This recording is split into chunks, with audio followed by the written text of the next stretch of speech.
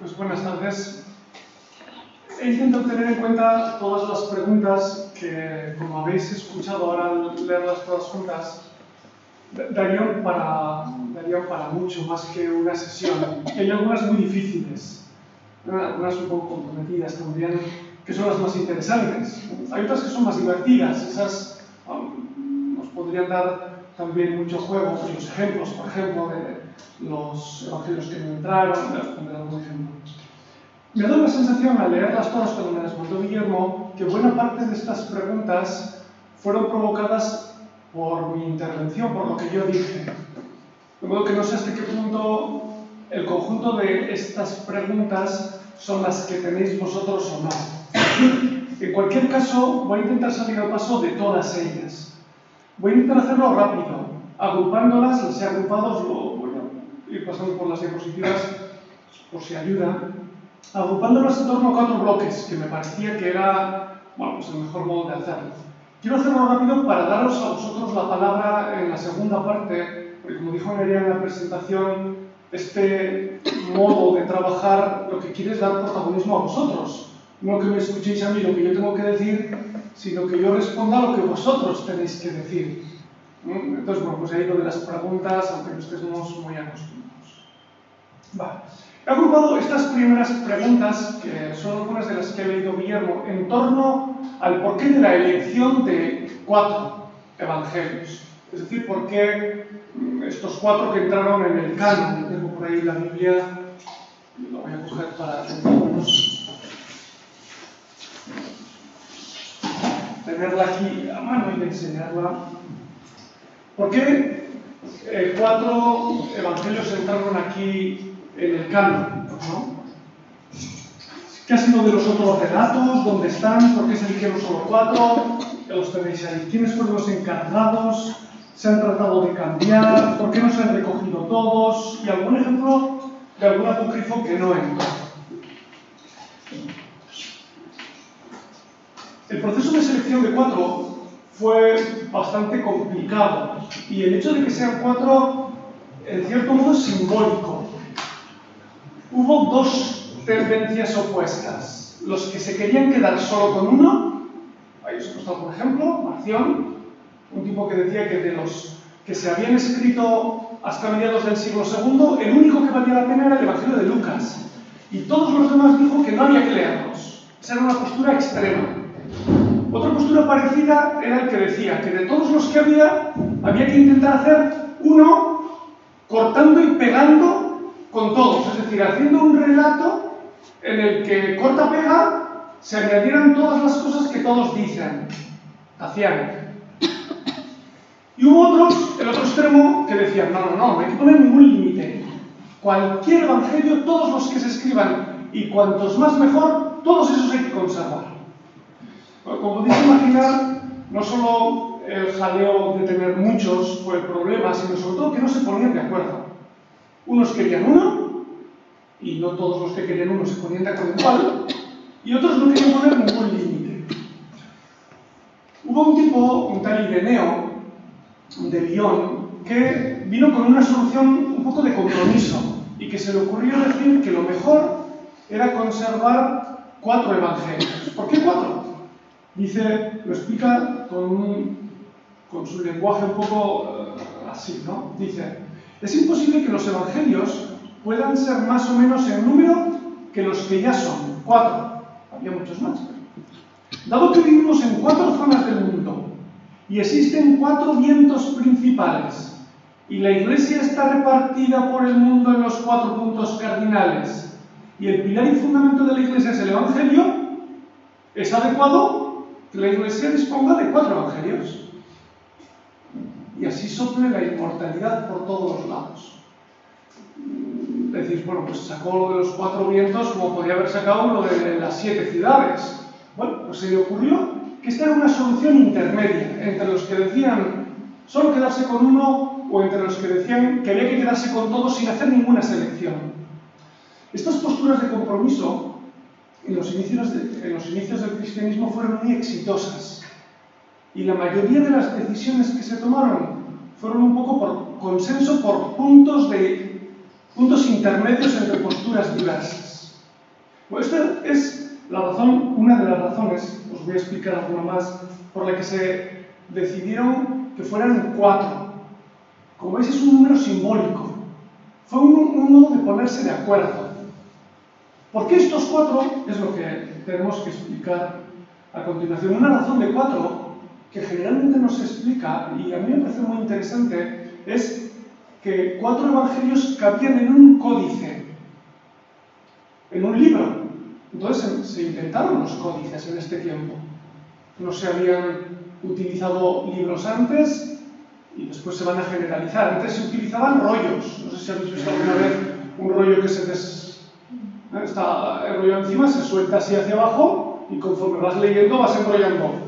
En aquel tiempo eran horizontales. Se enrollaba de un lado y se soltaba del otro. Eso es tremendamente difícil.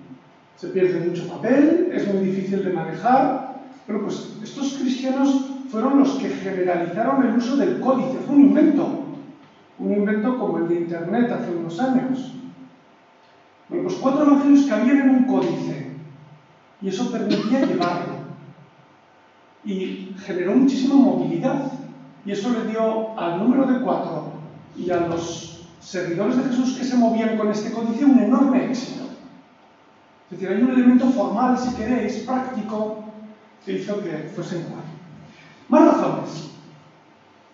Cuando se pusieron a decidir qué es de todo lo que se escribía sobre Jesús, qué reconocían como válido y qué reconocían como no válido, se pusieron de acuerdo en reconocer solamente 2 géneros literarios. Es decir, iban a meter en ese códice cartas y relatos sobre Jesús, nada más. Y decís, esto es una decisión arbitraria. Bueno, sobre Jesús y sobre la vida de los primeros discípulos de Jesús estaban escribiendo muchísimas cosas, sobre todo homilías, discursos, tratados, todo eso que la mayoría de los seguidores de Jesús consideraban valioso, dijeron que era como secundario. Lo verdaderamente importante eran vidas de Jesús y cartas de los seguidores de Jesús, de los primeros. Y diréis, en el canon, en el Nuevo Testamento, hay más que cartas y relatos sobre Jesús. Por ejemplo, hay un Apocalipsis. ¿Os acordáis que hay al final del Nuevo Testamento un Apocalipsis? Bueno, pues ese Apocalipsis y la carta a los hebreos, que no es una carta, aunque se le llame así, fueron los que más tardaron en entrar en el canon porque la mayoría no los aceptaban. Porque no eran ni cartas ni relatos sobre Jesús. O sea, fue una decisión al principio para quedarse con lo fundamental. Pero fue una decisión que, como veis, pues se flexibilizó con el tiempo. Luego, al principio, solo aceptaban cartas y relatos sobre Jesús. Hubo razones teológicas. Es decir, se aceptaron como evangelios solo aquellos que se consideraban autorizados. Es decir, que los había escrito alguien que daba confianza. Y me diréis los que estuvisteis el otro día, pero si dijiste que no sabemos quién los escribió. Bueno, pues aquí está el asunto, que no sabemos quién los escribió, pero al poco tiempo de escribirse, enseguida se fueron atribuyendo a algunos autores. Esos autores a los que se atribuyó la autoría son los que le han dado valor a estos textos. Esos son los que han legitimado el texto. Y diréis, pero si no estamos seguros de que sean sus autores, pues no estamos seguros. No lo estamos, ni lo vamos a estar nunca.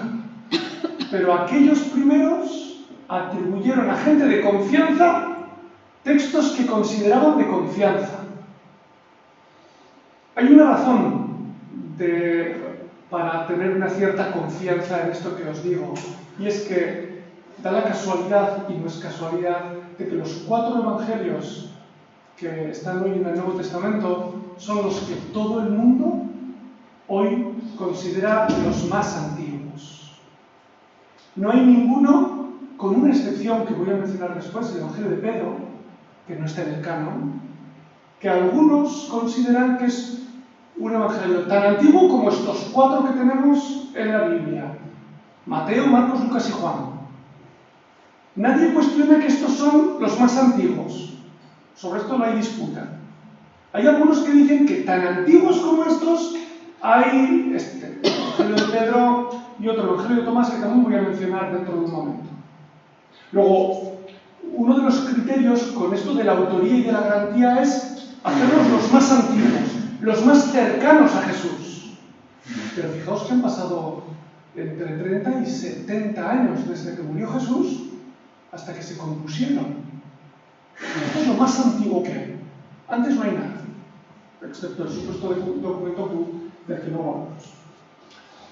Segundo criterio, además de la autoría, que fueran extendidos, que todo el mundo los leyera, que no fueran sectarios, que no fueran propiedad de un grupo y otro no los conociera, que todo el mundo los conociera. Y en tercer lugar, que su contenido no planteara problemas, que no se dijera nada de Jesús, que los seguidores de Jesús en ese tiempo, en torno al siglo II, no aceptaban de Jesús. Os voy a poner ejemplos después. Estos eran como los 3 criterios de carácter más teológico, si queréis. Pero esos iban unidos con otros, que son de carácter histórico o social, y quizás estos son los que más peso tuvieron de todos. Se aceptaron como evangelios válidos aquellos, como veis ahí, que eran leídos por grupos de seguidores de Jesús que permanecían dentro de las corrientes hegemónicas, es decir, que no habían sido expulsados por los demás. En este tiempo empieza a surgir el debate sobre la ortodoxia y la heterodoxia. Es un debate que empieza, terminará mucho más tarde. En este momento empiezan unos y otros a decirse: oye, eso que tú dices de Jesús, ¿lo podemos aceptar todos? Se juntaban y decían: ¿lo podemos aceptar todos? Sí, lo aceptamos. ¿No lo podemos aceptar todos? Pues entonces, aquí hay que ponerse de acuerdo. Y algunos de estos quedaron fuera de la mayoría. Bueno, pues los textos que eran usados por grupos mayoritarios, por grupos que eran considerados como aceptados por el resto, entraron dentro. Estos 4 fueron los más aceptados de todos. Y una última razón, muy importante también: cómo los leían, es decir, cómo los interpretaban. Si decían al leerlos cosas que los demás no aceptaban. Si uno interpretaba un texto de un modo muy polémico y eso generaba problema entre la mayoría, al que así interpretaba y al texto interpretado se le ponía entre interrogantes. Estoy siendo muy rápido porque veis, los criterios son bastantes y no fáciles, pero había criterios. Esto es lo que quiero subrayar. Hubo criterios. Y los criterios, aunque vistos hoy pueden resultar un tanto ambiguos y quizás inseguros, en aquel tiempo resultaron suficientes, por una de las conclusiones a las que voy a llegar para responder a una de las preguntas. Y es que nunca se ha cuestionado la elección de estos 4. Nunca, jamás. Tardó mucho en seleccionarse estos 4, pero en cuanto se seleccionaron, nadie lo puso en duda. Es decir, que fueron generalmente aceptados sin mayor problema. Ejemplos, ponía alguna de las preguntas de los evangelios que quedaron fuera. Bueno, algunos quedaron fuera porque quienes usaban ese texto eran grupos que fueron considerados heréticos con el tiempo. Un ejemplo es el Evangelio de Pedro. Otra de las preguntas que hacíais es: ¿dónde están estos evangelios apócrifos? Todos están publicados. Este Evangelio de Pedro está publicado en castellano, todos están publicados en castellano, los podéis leer en la biblioteca de Busto. Si alguien, ya os digo al final, quiere bibliografía, quiere leerlos, que me lo diga, yo le mando enlaces a los textos que se pueden leer. No os fiéis de internet, que en internet hay de todo. Este Evangelio de Pedro solo conservamos la mitad, la segunda mitad. La primera mitad se ha perdido. Ahora sería bueno explicar cómo se ha perdido. Conservamos solo la segunda mitad. Si lo leyerais todo seguido, veríais que no tiene ningún problema. De hecho, en el siglo II, a alguien se le ocurrió preguntarle a un obispo, un tal Atanasio, de Antioquía, se le ocurrió preguntarle si ese evangelio se podía leer. Bueno, estaban proliferando muchos, y el tipo, el obispo, se cogió el evangelio de Pedro, lo leyó y respondió en la carta. Todas las cartas las consejamos. Y respondió diciendo: lo he leído y no veo ningún problema. Seguid leyendo. Seguid leyendo. Estudié una comunidad de rosos en la costa de Turquía, sur de Turquía. Ahora no existe esa ciudad tan buenas. Al tiempo, le llega al mismo obispo la noticia de que ese texto, que él había dicho que se podía usar sin problema, estaba siendo usado por un grupo que le llamaban docetista, el nombre es lo menos, que terminó expulsado por la mayoría. Y entonces dice: vaya, pues sí me he equivocado. Y lo volvió a leer. Lo volvió a leer y les volvió a responder a los mismos. Y les dijo: mira, lo he vuelto a leer. Y veo que de nuevo no hay problema, aunque me he encontrado con algunas frases que pueden ser malinterpretadas. De modo que, si dudáis, mejor no lo leáis. Cayó en desuso. Y a los 2 siglos, otro tipo, Eusebio de Cesarea, dijo que ese evangelio, como lo usaban unos herejes, había que dejar de leer. Si hoy lo leyéramos, si hoy la Iglesia lo quisiera incorporar, no tendría ningún problema doctrinal, porque no contiene nada extraño. Pero los azares de la historia hicieron que fuera descartado. Otro ejemplo. Fueron descartados muchos que presentaban a Jesús de un modo fantástico. Es decir, como un tipo que iba haciendo milagros así, continuamente, especialmente Jesús niño. De estos hay cantidad. Os voy a poner algún ejemplo que son muy divertidos. Del pseudo-Mateo. 2 ejemplos del pseudo-Mateo. Los evangelios de la infancia de Jesús, es decir, aquellos que cuentan la vida de Jesús niño, como los evangelios canónicos no la cuentan, era un caldo de cultivo para la imaginación que ni os pensáis. Como no se dice nada de la infancia de Jesús, pues entonces había gente imaginativa que decía de todo. Por ejemplo, esto. Dice: llegaron a una gruta María con José y el niño Jesús. Y queriendo reposar allá, María descendió de su asno y se sentó, cogiendo al niño Jesús en su seno. Dice: durante el viaje había 3 muchachos con José y una joven con María. Y de pronto salió de la gruta una multitud de dragones. Al verlos, los muchachos, llenos de temor, comenzaron a gritar. Entonces el niño Jesús, descendiendo del seno de su madre, se puso en pie delante de los dragones, y estos cayeron a sus pies y lo adoraron. Y al poco se marcharon pacíficamente. ¿Un Juego de Tronos? Otro ejemplo del mismo evangelio. De estos hay cantidad, para que veáis el tono mágico, si queréis, fantasioso, que se le fue añadiendo a la memoria de Jesús. Al 3er día de camino, todavía María con el niño Jesús y José. Al 3er día de camino sucedió que María estaba fatigada en el desierto por el gran ardor del sol, y viendo una palmera le dijo a José: voy a descansar a su sombra. José se apresuró a conducirla hasta la palmera y la hizo bajarse de su asno.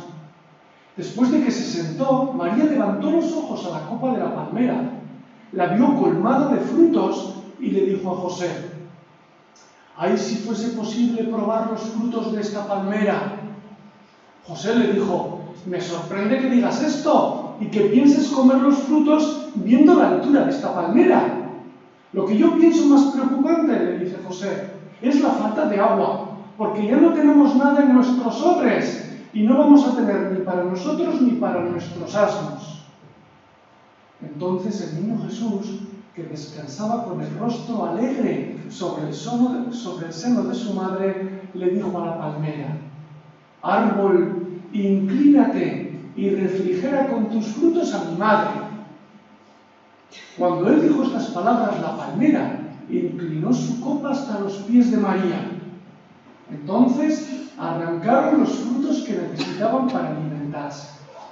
Pero después de haber recogido los frutos, la palmera siguió inclinada, esperando para reírse la orden del que lo había hecho inclinarse. Entonces le dijo Jesús: levántate, palmera, recobra tu fuerza y sé la compañera de mis árboles que están en el paraíso de mi Padre. Y ahora abre con tus raíces la vena que está escondida bajo tierra y brote agua para saciarnos. Y enseguida se enderezó la palmera y de entre sus raíces brotaron fuentes de agua limpia, fresca y de una extrema dulzura. Viendo aquella fuente de agua, todos se alegraron enormemente, se saciaron ellos, sus asnos y dieron gracias a Dios. Jesús haciendo pajaritos de barro, soplándoles y los pajaritos echando a volar. Este tipo de milagros aplicados a Jesús crecieron enormemente. Fijaos que responden a esta mentalidad de presentar a Jesús como muy milagrero, muy fantasioso. Y esto se quiso cortar. Esta tendencia a exagerar los milagros se quiso cortar. Fijaos que es da muchas pistas. Otro ejemplo. Presentaciones de Jesús como un tipo iluminado, como un gnóstico. Estos crecieron, como los anteriores, enormemente. Os voy a poner, si acaso, solo un ejemplo porque son textos muy complicados. El Evangelio de Tomás, número 18.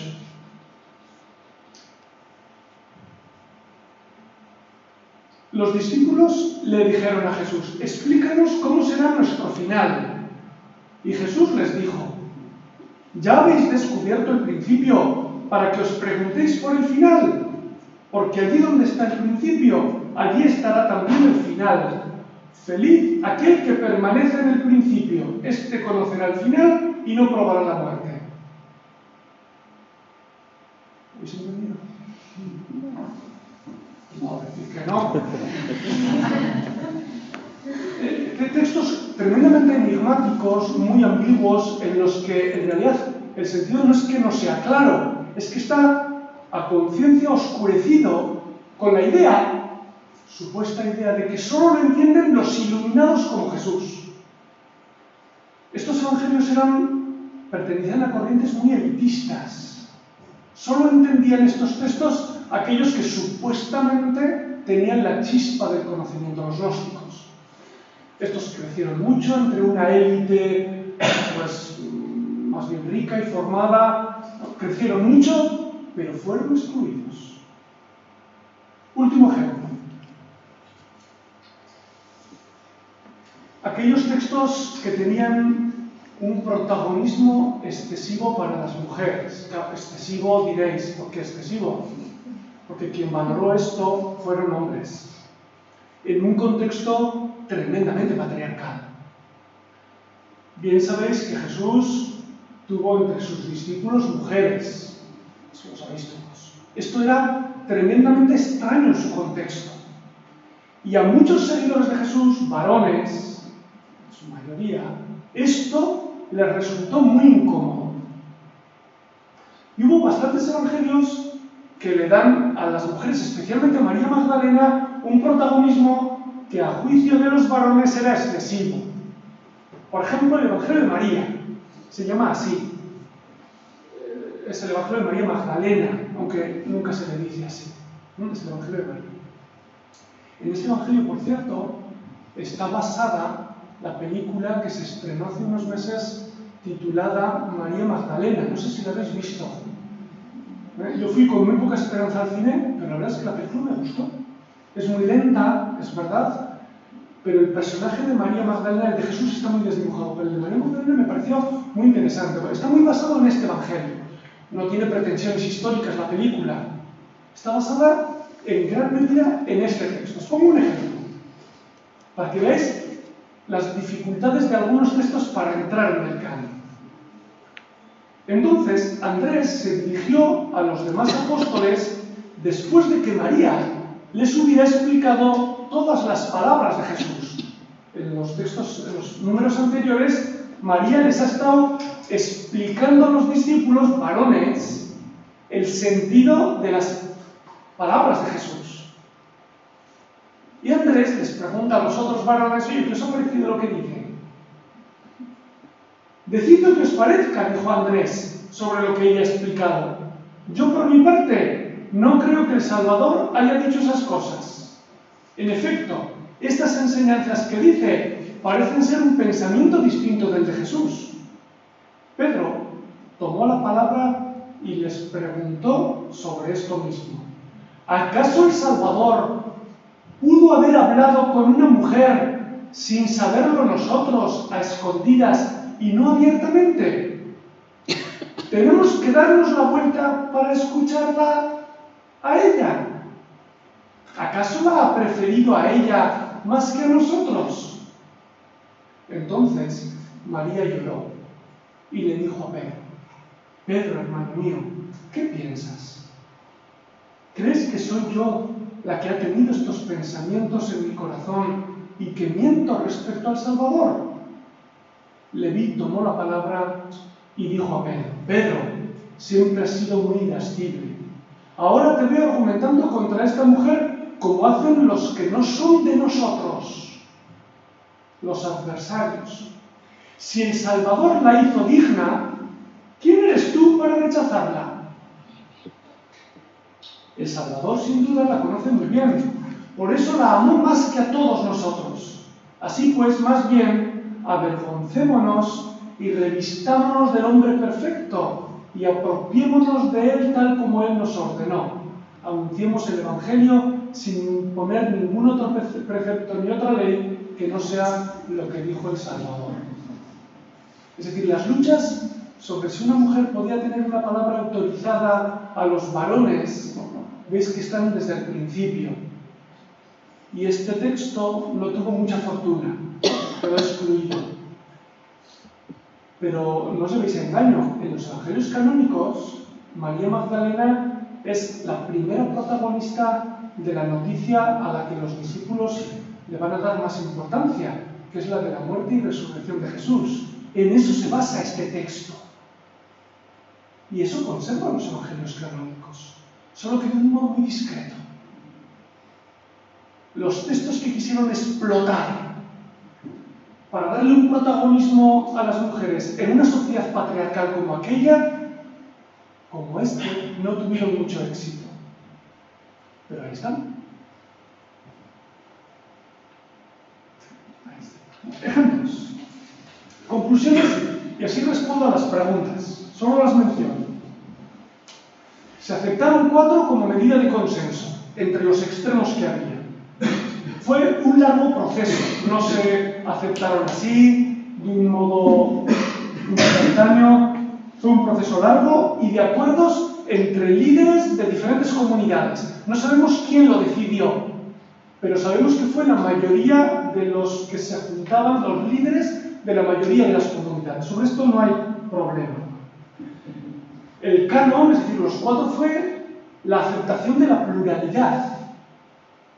Fijaos que fue una decisión, en momentos de controversia y de lucha, una decisión valiente, porque los 4 evangelios que se han conservado no dicen lo mismo de Jesús, y a veces dicen cosas divergentes.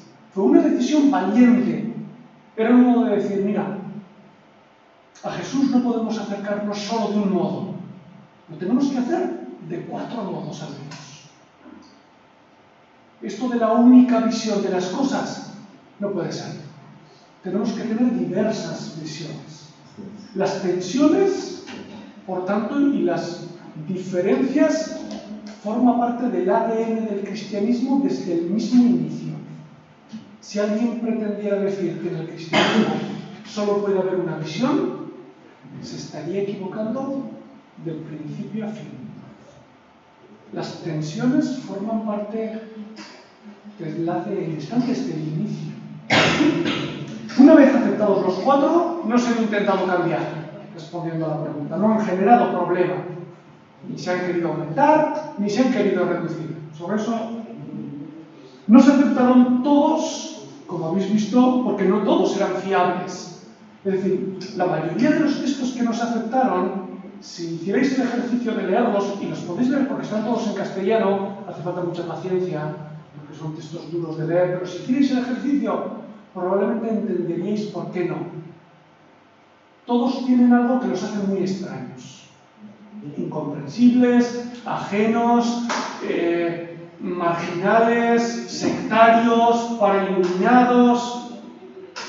Realmente los 4 que se escogieron son los que mejor podían haber escogido. Y sobre eso hoy no cabe duda.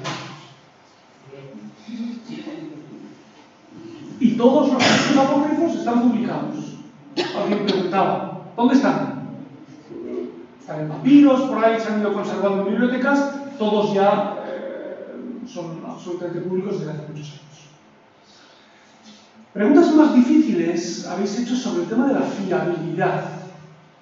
Y esto es un poquito más complicado y también lo tengo que hacer muy rápido. ¿Cómo sabemos si Jesús era real? ¿Cómo sabemos cómo era Jesús a través de los evangelios? Si no tenemos los originales, ¿cómo podemos creer en los evangelios? Si no es mejor quedarse con un mensaje esencial y lo demás es superficial. ¿Cómo sabiendo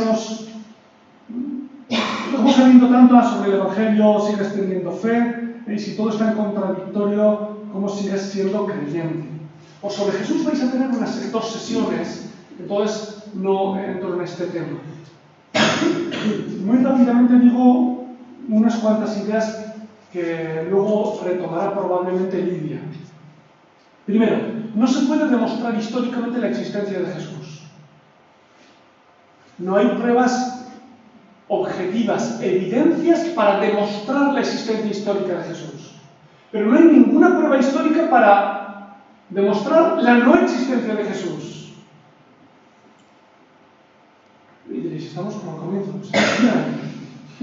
No se puede ni demostrar ni refutar históricamente la existencia de Jesús. Ahora bien, las fuentes que tenemos sobre Jesús, la mayoría cristianas, han sufrido una criba histórica por parte no solo de cristianos, sino sobre todo por historiadores no cristianos que hoy consideran que son fuentes suficientemente históricas como para remitirse a Jesús. No para aceptar que todo lo que dicen sea histórico, sino para aceptar que hay una raíz histórica. Esto no lo dicen cristianos, lo dicen historiadores que estudian críticamente los textos cristianos. Además, hay fuentes no cristianas que permiten apelar a la plausibilidad histórica, se dice, o dicho de otro modo, que se puede aceptar que Jesús existió. No se puede probar históricamente. La diferencia se entiende, ¿no? Que es racional, aceptable, desde el punto de vista histórico, aceptar la existencia de Jesús, pero que no se puede ni demostrar ni refutar. Ahí nos movemos. Es decir, que si alguien quiere que estudiando históricamente se le resuelvan los problemas de fe, espere sentado. Creer en Jesús, creer que Jesús, aquel crucificado y resucitado, es el Mesías, el Hijo de Dios, no es una cuestión histórica. Hay que poner algo de parte de cada uno. Hay que dar un salto, hay que poner una confianza. Es decir, históricamente es aceptable, pero que yo diga que Él para mí es importante, y no solo importante, sino aquel en el que yo voy a poner mi confianza, eso es algo que nadie te lo va a resolver. Como veis, no os digo mucho más. Como tendréis otras sesiones sobre esto, la fiabilidad de los evangelios. Yo insistí el otro día, y yo creo que de ahí también surgieron varias preguntas, en que ni conservamos los originales, ni sabemos quiénes eran los autores, ni tenemos las copias más tempranas hasta mucho tiempo después. Eso es verdad. Además, se podría añadir que no todas las copias que conservamos son 100% iguales, que tienen pequeñas diferencias. Bueno, Contando con todo eso, también se puede decir, con la misma convicción, que todo esto que digo, todas estas dudas, hoy no generan un problema sobre la credibilidad de los evangelios. Dicho de otro modo, hoy no se plantean dudas, ningún historiador, no hablo solo de cristianos, hablo del mundo académico.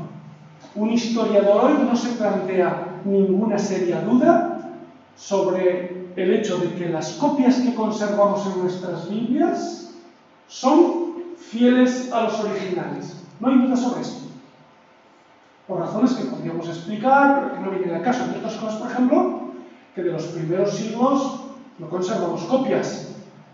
Pero hay autores que sí accedieron a estos textos, que escribieron cosas citando estos textos y hemos conservado sus textos, sus trabajos. Y las citas que refieren coinciden prácticamente al 100% con los textos que tenemos. Es decir, hoy seriamente no se plantean dudas sobre la fiabilidad del texto que tenemos. ¿Esto se entiende? Si no, luego lo volvéis a preguntar.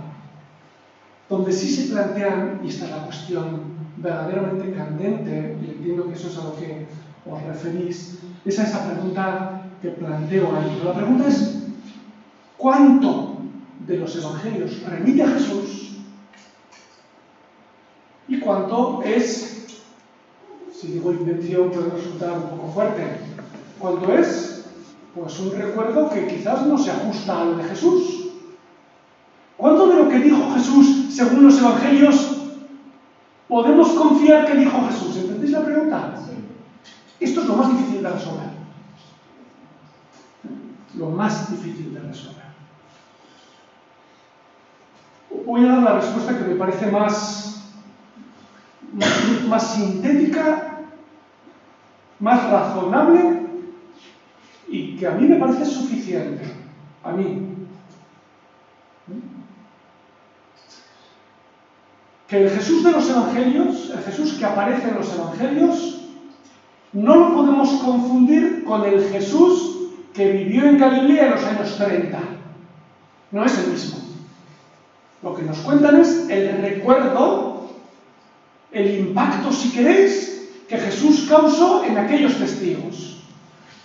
No había un tipo grabando con una grabadora ni un tipo con un teléfono haciendo un vídeo.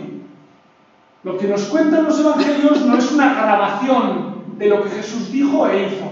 Hasta aquí se entiende. Luego, no es todo el Jesús real que vivió en Galilea. Pero lo que dicen los evangelios de Jesús es, primero, posible, es decir, desde el punto de vista histórico, lo que dicen es posible, plausible se suele decir, plausible históricamente, pudo ocurrir. Y buena parte de lo que dicen los historiadores críticos aceptan que lo pudo decir. Incluso algunas cosas que a nosotros nos resultan extrañas, textos sobre, o hechos sobre los exorcismos, por ejemplo, que a nosotros nos resultan muy extraños, hoy se consideran tremendamente históricos. Es decir, que muy probablemente Jesús hacía eso. ¿Cómo lo entendamos? Es otra cosa. Que la gente lo recordaba a Jesús como exorcista. De eso hoy no cabe duda. Historiadores críticos, digo. Luego lo que dicen los evangelios de Jesús es creíble, es posible. Segundo, es razonable. Es lógico en el contexto, se explica muy bien como algo de un judío y tiene sentido en el contexto. Y en tercer lugar, no sé qué palabra utilizar, he puesto apasionante. Es decir, que ha logrado que esa figura a lectores de toda la historia desde Jesús hasta hoy haya provocado el entusiasmo por lo mismo que Jesús entusiasmó en su tiempo.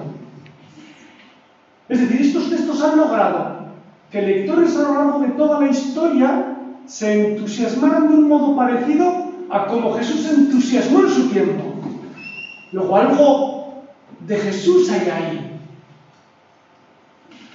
Y última razón, que quizás es la más rotunda. El Jesús que aparece en los Evangelios no legitima la Iglesia que nace en el siglo II y en el siglo III. El Jesús de los Evangelios canónicos es incómodo para la institución, para la Iglesia, en la medida en que se institucionaliza y se hace cada vez más visible y con más poder.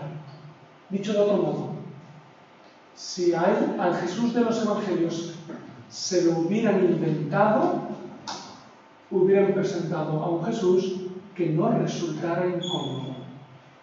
Y el Jesús de los Evangelios ha sido incómodo toda la historia de la Iglesia. Y lo sigue siendo. Incómodo en el sentido de que provoca a todos los creyentes a no quedarse conformes con lo que cada uno tiene y sobre todo a ser tremendamente críticos con toda forma de poder, con toda, también dentro de la Iglesia. Si se hubieran inventado a un Jesús, la Iglesia naciente, tened por seguro que se hubieran inventado a un Jesús mucho más cómodo. Por ejemplo, gnóstico. El Jesús gnóstico, ese que dice cosas que nadie entiende y que son todas muy elevadas y que solo entienden los iniciados, los iluminados, ese es el que hubiera triunfado si realmente hubieran querido hacer un Jesús a medida. El Jesús de los Evangelios no está hecho a medida de la Iglesia que nació. Es un Jesús incómodo en aquel tiempo y hoy. Para mí esa es la razón más convincente. Pero luego vosotros veis. A mí el estudio no me genera dudas, yo no quiero pasarme del tiempo. Acabo con esto. A mí el estudio no me genera dudas, nunca me ha generado dudas de fe. Respondiendo a algunas de las preguntas que planteaban. A mí siempre me ha estimulado para ir más allá, para no conformarme con lo que otros decían. No porque sea una persona desconfiada, creo, sino porque siempre hay intereses en las interpretaciones que se hacen y yo siempre he tenido curiosidad por ir más allá de lo que otros ponían en boca de Jesús o de lo que otros decían que Jesús decía. Siempre me ha interesado descubrir aspectos de Jesús o de la ciencia del cristianismo, que es lo que me interesa, que otros no han descubierto. Entonces, a mí el estudio nunca me ha generado dudas de fe. ¿No? La curiosidad no me ha planteado esas dudas. Quizás me ha dado razones, emociones y también muchas incomodidades personales. A mí me cuestiona tremendamente mi propio estudio. Es decir, no me hace más confiado. Lo que yo respondo a buena parte de ellas. Hay algunas, y las dejo si acaso para el último momento, que eran ¿qué podemos hacer? ¿Dónde podemos informarnos? Bueno, pues luego os digo alguna cosa, pero no quiero hablar con vosotros. Quiero que preguntéis.